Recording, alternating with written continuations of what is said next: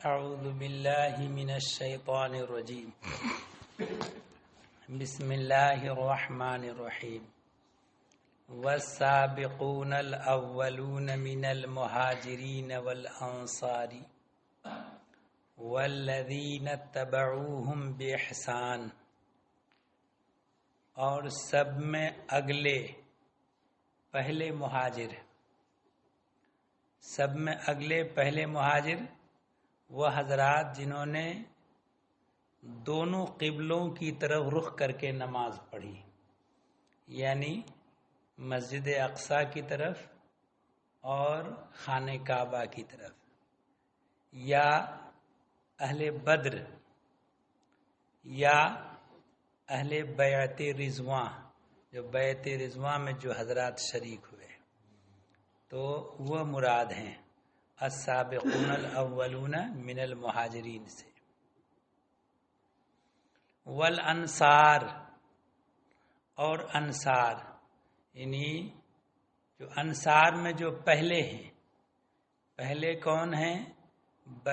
اصحاب بیعت عقبہ اولی، یعنی مکہ معظمہ میں نبی کریم صلی اللہ تعالی علیہ وسلم اسلام کی تبلیغ کر رہے تھے، گنتی کے چند لوگ ہی ایمان لے آئے اور زیادہ تر لوگ دشمن اور مخالف ہو گئے۔ مگر حج میں جو مدینہ والے آئے تو پہلے سال 6 افراد نے اسلام قبول کیا اہل مدینہ میں سے، تو وہ اصحاب، اور انہوں نے عہد کیا کہ ہم جو ہے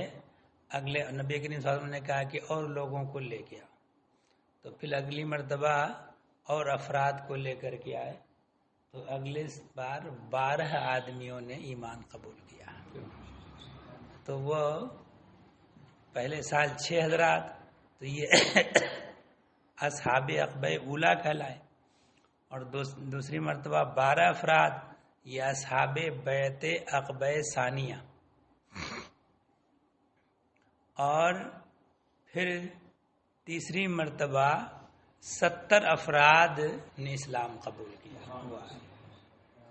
اور ان 70 افراد نے نبی کریم صلی اللہ تعالی علیہ وسلم کو مدینہ تشریف آوری کی دعوت پیش کی کہ آپ مدینہ تشریف لے آئیں، ہم لوگ اپنے جان و دل سے آپ کی ہم حمایت کریں گے، مدد کریں گے، اور اسلام پھیلانے میں ہم پورا تعاون کریں گے۔ اور ہوا یہ تھا کہ مدینہ شریف میں وہاں کے نصارہ نے اور یہود نے مدینہ والوں سے کہا تھا کہ ایک آخری نبی آنے والے ہیں،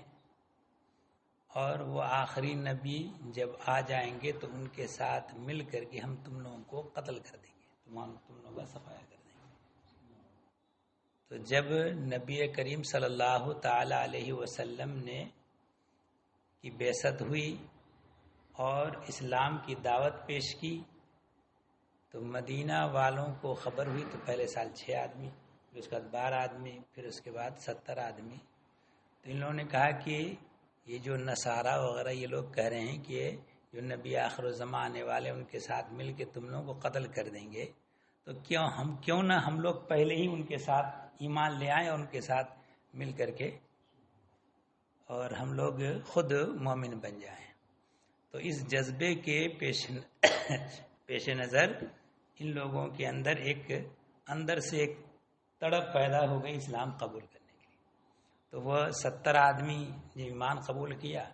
اور نبی کریم صلی اللہ علیہ وسلم کو مدینہ شریف آنے کی دعوت دے دی۔ تو یہ جو تینوں فریق ہیں انصار کے، پہلے سال 6، پھر 12 اور پھر 70، یہ وہ السابقون الاولون من الانصار کہلاتے ہیں، سب سے پہلے ایمان لانے والے انصار۔ والذین تبعوہم باحسان، اور جو بھلائی کے ساتھ ان کے پیرو ہوئے، یعنی اور بات کے اور دوسرے انصار جو بھلائی کے ساتھ ان کے پیروکار ہوئے وہ سب۔ حال کیا ان کا؟ رضی اللہ عنہم ورضوا عنہ، اللہ ان سے راضی اور وہ اللہ سے راضی، یعنی رضی اللہ عنہم، اللہ ان سے راضی کہ انہوں نے نبی کریم صلی اللہ تعالی علیہ وسلم پر ایمان لے آئے ہو اور نیک اعمال کیے، تو اللہ تبارک و تعالی ان سے راضی، اور اللہ تعالیٰ نے جو ان کو اجر و ثواب عطا فرمایا تو اللہ کے اجر و ثواب دینے سے وہ سب خوش، تو یہ اللہ بھی ان سے راضی اور یہ لوگ بھی اللہ سے راضی۔ وَأَعَدَّ لَهُمْ جَنَّاتٍ تَجْرِي تَحْتَهَا الْأَنْهَارُ خَالِدِينَ فِيهَا أَبَدًا، اور ان کے لیے تیار کر رکھے ہیں باغ جن کے نیچے نہریں بہیں، نہریں جاری ہیں، خالدین فیہا ابدا، ہمیشہ ہمیشہ ان میں رہیں گے، یعنی ان جنتوں میں جب جائیں گے تو کبھی وہاں سے نکالے نہ جائیں گے۔ ذالک الفوز العظیم، یہی بڑی کامیابی ہے کہ سب سے بڑی کامیابی انسان کے لیے ہے کہ اللہ راضی ہو جائے۔ وَمِمَّنْ حَوْلَكُمْ مِنَ الْأَعْرَابِ مُنَافِقُونَ، اور تمہارے آس پاس کے کچھ گنوار منافق ہیں، یعنی مدینہ کے قرب و جوار کے کچھ منافق ہیں۔ وَمِنْ أَهْلِ الْمَدِينَةِ، اور کچھ مدینہ والے، مدینہ کے آس پاس قرب و جوار کے اور کچھ مدینہ والے یہ منافق ہیں۔ مردوا علی النفاق، یہ ان کی خو ہو گئی ہے نفاق، یعنی ان کی عادت بن گئی ہے نفاق، منافق ہونا۔ لا تعلمہم نحن نعلمہم، تم انہیں نہیں جانتے ہم انہیں جانتے ہیں۔ نبی کریم صلی اللہ تعالی علیہ وسلم کو خطاب ہے، یا تو اس وقت ہے کہ جب اللہ تبارک و تعالی نے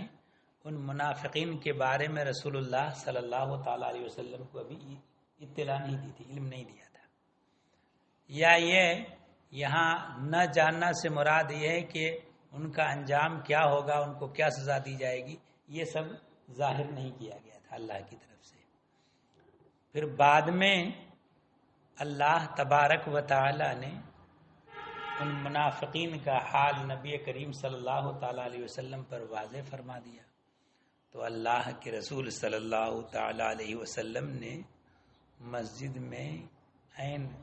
خطبہ کے وقت کھڑے ہو کر کے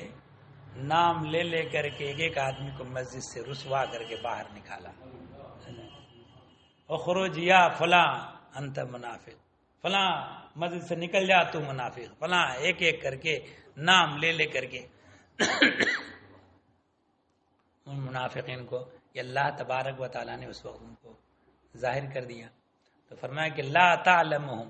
تم انہیں نہیں جانتے، نحن نعلمہم، ہم انہیں جانتے ہیں، سنعذبہم مرتین،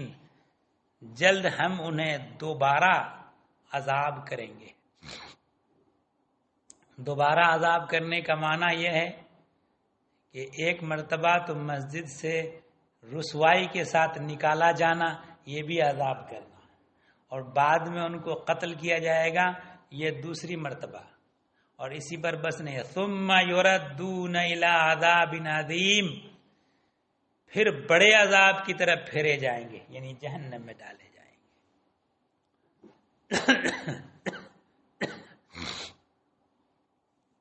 وآخرون اعترفوا بذنوبہم خلقوا عملا صالحا وآخر سیئا، اور کچھ اور ہیں جو اپنے گناہوں کے مقر ہوئے۔ یہ کچھ لوگ وہ ہیں جو منافقین، جب نبی کریم صلی اللہ تعالی علیہ وسلم نے یہ غزوہ تبوک میں جانے کے لیے مسلمانوں کو جہاد کے لیے جانے کے لیے اعلان فرمایا، تو منافقین پیچھے رہ گئے اور وہ جنگ کے لیے نہیں گئے، جہاد کے لیے۔ تو جہاد کے لیے جو نہ گئے تو کچھ تو وہ ہیں، تو انہوں نے جھوٹا بہانہ کرنے لگے نبی کریم صلی اللہ علیہ وسلم کے پاس کہ ہم ایسا ہو گیا اور ویسا ہو گیا، اس وجہ سے نہیں۔ اور دوسرا 3 فریق ہو گئے وہ پیچھے رہنے والے، ایک تو جھوٹے بہانے کرنے لگے، دوسرا گروہ وہ تھا کہ ان کو اس بات کا صدمہ اور افسوس ہو گیا کہ نبی کریم صلی اللہ علیہ وسلم کے ساتھ ہم جہاد کے لیے نہیں گئے، ہم پیچھے رہ گئے۔ تو انہوں نے اپنے دل میں اپنے توبہ کر لی اور اپنوں کو جتنے وہ چند افراد تھے وہ انہوں نے اپنے کو مسجد کے ستون سے باندھ لیا، ایک دوسرے کو باندھ دیا اور کہا کہ اس وقت تک ہم ایک دوسرے کو نہیں کھولیں گے، یا اس وقت تک نہیں کھولیں گے جب نبی کریم صلی اللہ تعالی علیہ وسلم اپنے دست اقدس سے نہ کھولیں۔ اس کے بعد جب غزوہ تبوک سے لوٹ کر کے آئے، نبی کریم صلی اللہ تعالی علیہ وسلم نے ان لوگوں کو ملاحظہ فرمایا، پوچھا تو کہا کہ ایسے ان لوگوں نے اس بات کی قسم کھائی ہے کہ یہ اپنے کو نہیں کھولیں گے جب تک کہ رسول اللہ صلی اللہ تعالی علیہ وسلم اپنے دست مبارک سے ان کو نہ کھولیں۔ تو اللہ کے رسول صلی اللہ تعالی علیہ وسلم نے اللہ کی قسم کھائی کہ اللہ کی قسم کہ میں اس وقت تک نہ کھولوں گا جب تک کہ اللہ کی طرف سے ہمیں ان کے کھولنے کا حکم نہ آ جائے۔ پھر اس کے بعد وہ آیت نازل ہوئی تو اللہ کے رسول صلی اللہ تعالی علیہ وسلم نے ان کو کھولا۔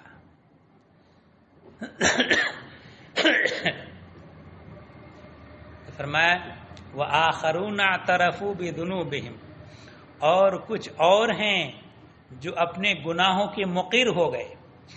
اقرار کر لیا انہوں نے اپنے گناہ کا۔ خلطوا عملا صالحا وآخر سیئا، اور ملایا ایک کام اچھا اور دوسرا برا۔ اچھا کام اس سے پہلے جو جہاد میں گئے تھے، اور برا کام یہ جو اس بار جہاد میں نہیں گئے۔ عسى اللہ ان یتوب علیہم، قریب ہے کہ اللہ ان کی توبہ قبول کرے۔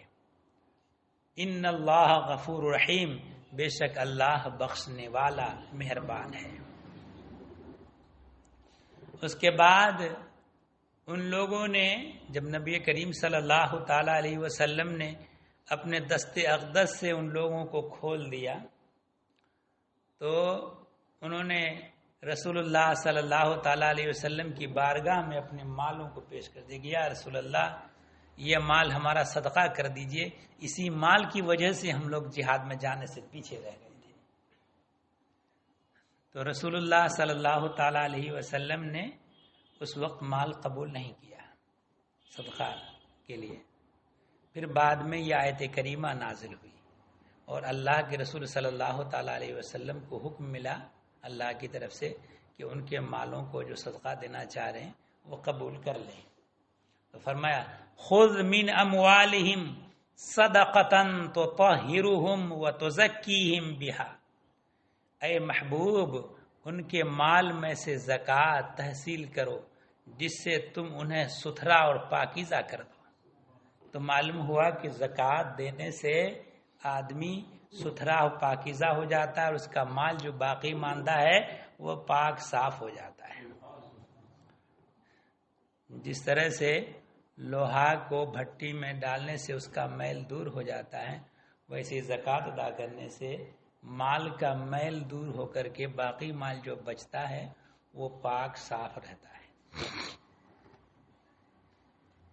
وصلی علیہم، اور ان کے حق میں دعائے خیر کرو۔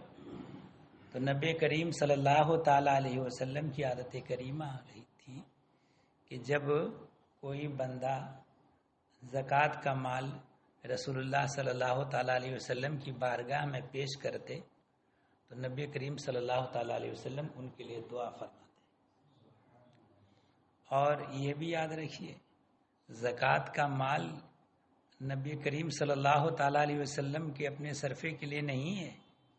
زکوٰۃ تو نبی کریم صلی اللہ علیہ وسلم اور ان کے اہل و عیال، ان کے اولاد پر تو حرام ہے نا، وہ صرف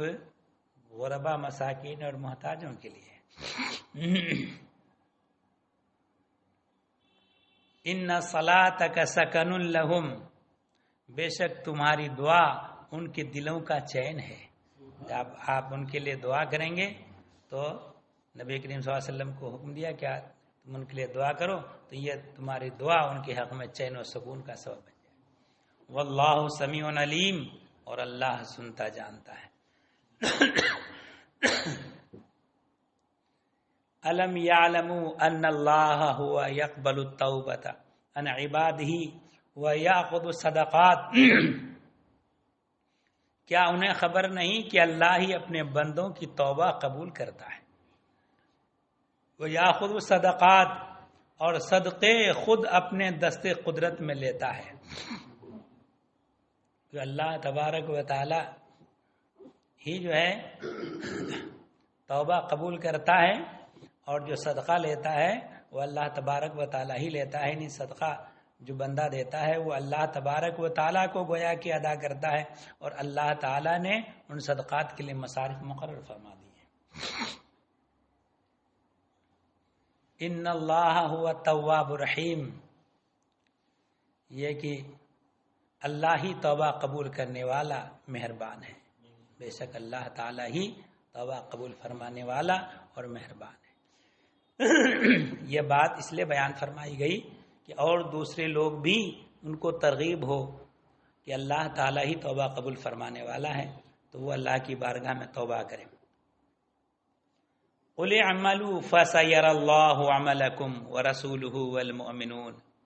اور تم فرماؤ کام کرو، اب تمہارے کام دیکھے گا اللہ اور اس کے رسول اور مسلمان۔ تم نیک عمل کرو، تم نے توبہ کی ہے اور نیک عمل کرو، اب تمہارا کام اللہ دیکھے گا، اللہ کے رسول دیکھیں گے اور ایمان والے دیکھیں گے۔ وَسَتُرَدُّونَ إِلَىٰ عَالِمِ الْغَيْبِ وَالشَّهَادَةِ، اور جلد اس کی طرف پلٹو گے جو چھپا اور کھلا سب جانتا ہے، جو ظاہر ہے اسے بھی جانتا ہے اور جو باطن ہے اسے بھی جانتا ہے۔ فَيُنَبِّئُكُم بِمَا كُنتُمْ تَعْمَلُونَ، تو وہ تمہارے کام تمہیں جتا دے گا، تمہیں بتا دے گا تمہارے کون سے کام ہیں جس سے اللہ راضی ہے۔ وَآخَرُونَ مُرْجَوْنَ لِأَمْرِ اللَّهِ، اور کچھ موقوف رکھے گئے، یعنی جو تین فریق بتائے گئے تھے پیچھے رہ جانے والے، ایک تو جھوٹی معذرت کرنے لگے، دوسرا وہ جو اپنے کو باندھ لیا، اور تیسرا کچھ موقوف رہے۔ تو آخرون مرجون لامر اللہ، اور کچھ موقوف رکھے گئے کہ وہ متخلفین میں سے، پیچھے رہ جانے والوں میں سے، اما یعذبہم و اما یتوب علیہم، اللہ کے حکم پر اللہ ان پر عذاب کرے یا ان کی توبہ قبول کرے، جو بھی ان پر یعنی موقوف رکھا گیا۔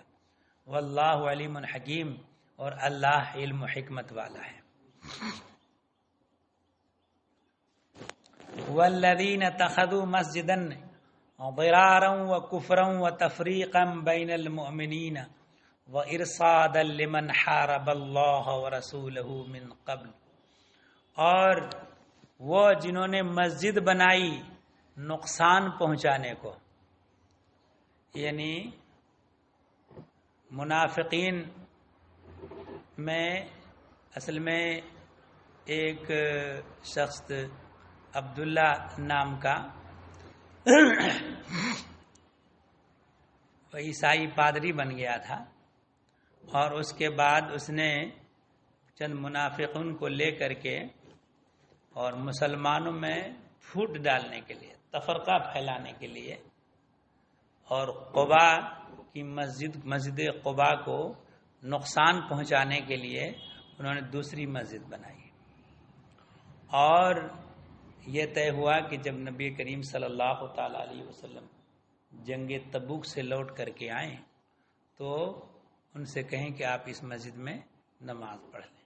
تو ان کی وجہ سے بہت سے لوگ مسجد قباء سے ٹوٹ کر ادھر آ جائیں گے، تو مسلمانوں میں تفرقہ پھیلانے میں ہمیں وہ کامیابی مل جائے گی۔ اور جب نبی کریم صلی اللہ تعالیٰ علیہ وسلم قباء سے لوٹے تو ابھی راستے ہی میں تھے کہ یہ لوگ پہنچ گئے کہ آپ ایسی مسجد بنا لیں، یہ مسجد بنائی ہم نے، آپ اس میں نماز پڑھ لیں، اس کا ذکر ہے۔ والذین اتخذوا مسجدا ضرارا وکفرا، اور وہ جنہوں نے مسجد بنائی نقصان پہنچانے کو اور کفر کے سبب اور مسلمانوں میں تفرقہ ڈالنے کو، ارصادا لمن حارب اللہ، اور اس کے انتظار میں جو پہلے سے اللہ اور اس کے رسول کا مخالف ہے، لمن حارب اللہ رسولہ من قبل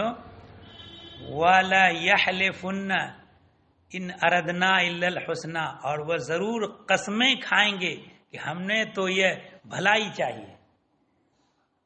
واللہ یشہد انہم لکاذبون، اور اللہ گواہ ہے کہ بے شک وہ جھوٹے ہیں۔ وہ جو ہے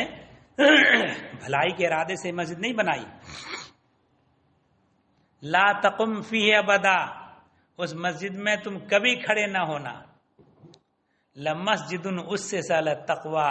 من اول یوم احق ان تقوم فیہ، بے شک وہ مسجد کہ پہلے ہی دن سے جس کی بنیاد پرہیزگاری پر رکھی گئی ہے، وہ اس قابل ہے کہ تم اس میں کھڑے ہو، اس میں نماز پڑھو۔ تو مسجد قباء کے بارے میں، اور نبی کریم صلی اللہ تعالی علیہ وسلم جب ہجرت کر کے آئے تھے مکہ معظمہ میں سے، سب سے پہلے مسجد قباء میں نماز ادا فرمائی تھی، وہاں وہ جگہ میں، اور مسجد بنائی گئی، اور ہر ہفتہ نبی کریم صلی اللہ تعالی علیہ وسلم مسجد قباء جاتے اور نماز ادا کرتے۔ مسجد قباء میں نماز ادا کرنے کا ثواب عمرہ کی مثل ہے۔ اللہ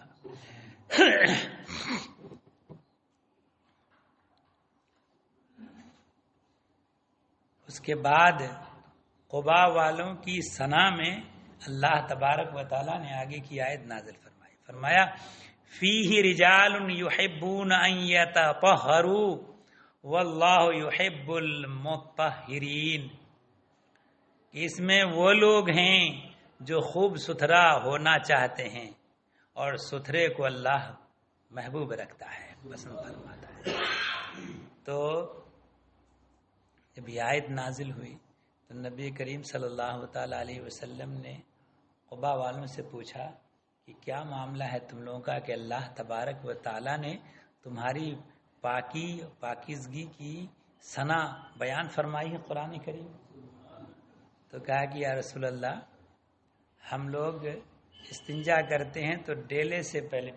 مٹی کے ڈیلے سے، پھر پانی سے دھوتے ہیں اور پھر وضو کرتے ہیں، تو اس طرح مطلب زیادہ پاک صاف رہنے کو اللہ تبارک و تعالیٰ نے محبوب رکھا، پسند فرمایا۔ افمن اسس بنیانہ علی تقوی من اللہ ورضوان خیر ام من اسس بنیانہ علی شفا جرف نہار فانہار بہ فی نار جہنم، تو کیا جس نے اپنی بنیاد رکھی اللہ سے ڈر اور اس کی رضا پر، وہ بھلا یا وہ جس نے اپنی نیو چنی ایک گراؤ گڑھے کے کنارے پر، گراؤ گڑھا جو بھی بس گرنے والا ہے، گراؤ گڑھے کے کنارے پر،